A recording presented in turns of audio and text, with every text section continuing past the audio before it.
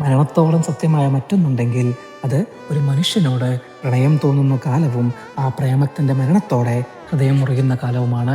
വിശപ്പും ദാരിദ്ര്യവും കഴിഞ്ഞാൽ ഒരു മനുഷ്യന് ആദ്യം വേണ്ടത് കുറച്ച് സ്നേഹവും കരുതലുമാണ്. പ്രകടമാകാത്ത സ്നേഹം അത് നിരർത്ഥമാണ്. പിശുക്കൻ്റെ കയ്യിലെ ക്ലാവ് പിടിച്ച നാണ്യശേഖരം പോലെ ഉപയോഗശൂന്യം. ആത്മാർത്ഥ പ്രണയം അത് തുറന്നു പറച്ചിലിൻ്റെതാണ്.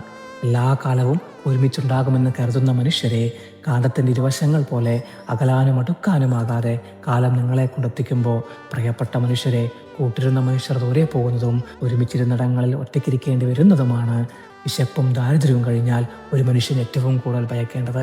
തൻ്റെ പ്രണയത്താൽ വീട്ടുകാർക്കും നാട്ടുകാർക്കും മുമ്പിൽ അന്ധയും മൂകയുമാക്കപ്പെട്ടപ്പോൾ സമൂഹത്തിൽ പൊട്ടിക്കാവുന്ന എല്ലാ കെട്ടുകളും പൊട്ടിച്ച് തൻ്റെ സ്വപ്നത്തിലോട്ടും സ്നേഹത്തിലോട്ടും നടന്നുപോയവൾ റിയ ഫാത്തിമയുടെ നൂറിൻ്റെ വെളിച്ചം എന്ന പുസ്തകത്തിൻ്റെ 2ാം ഭാഗം മർജ്ജമടക്കുന്ന കാലം സമൂഹത്തിലെ എല്ലാ സദാചാര ചവറുകൾക്കും മീതെ ആഞ്ഞടിച്ച കാറ്റായും മഴയായും ഓരോ വായനക്കാരെയും സ്വാധീനിക്കും.